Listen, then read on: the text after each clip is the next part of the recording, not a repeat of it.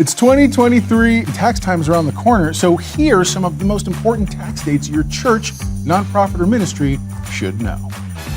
Every January, ministry and church leaders everywhere ask us how to file their taxes and which forms they're going to need to use. Now, you no longer need to wonder.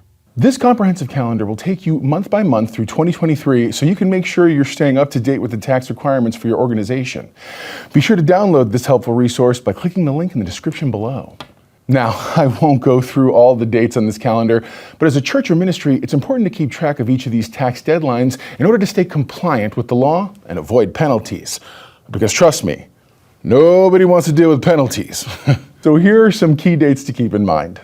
January 31. This is the deadline for churches and ministries to file Form 990, which is an annual information return that most tax-exempt organizations must file with the IRS. This form provides information about the organization's financial activities and governance. March 15th. This is the deadline for churches and ministries to file Form 990T, which is used to report unrelated business income, such as income from a church-owned business that is not related to the organization's exempt purpose. April 15th, this is the deadline for churches and ministries to file their annual income tax return. Unless they have received an extension from the IRS, this return, called Form 1120, is used to report the organization's income, deductions, and credits. And hot on the heels of that date is June 15th. This is the deadline for churches and ministries that have received an extension for filing Form 1120 to file their annual income tax return. It's important to note that these deadlines may vary depending on the specific circumstances of the church or ministry.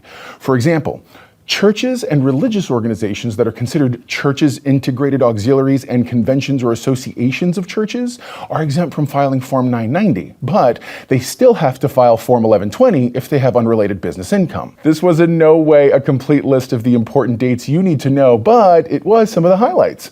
Make sure you visit the link in the description of this video and download our 2023 tax calendar, which has all of the dates and details, along with which forms you should be using. Thanks for watching this video. Make sure you like and subscribe to the channel for all the latest updates and information to help you starting out in ministry or just keeping track of all the things happening in the world of legal compliance and church growth development. For StartCHURCH, I'm Johnny, reminding you that while you've been called to the ministry, we've been called to help.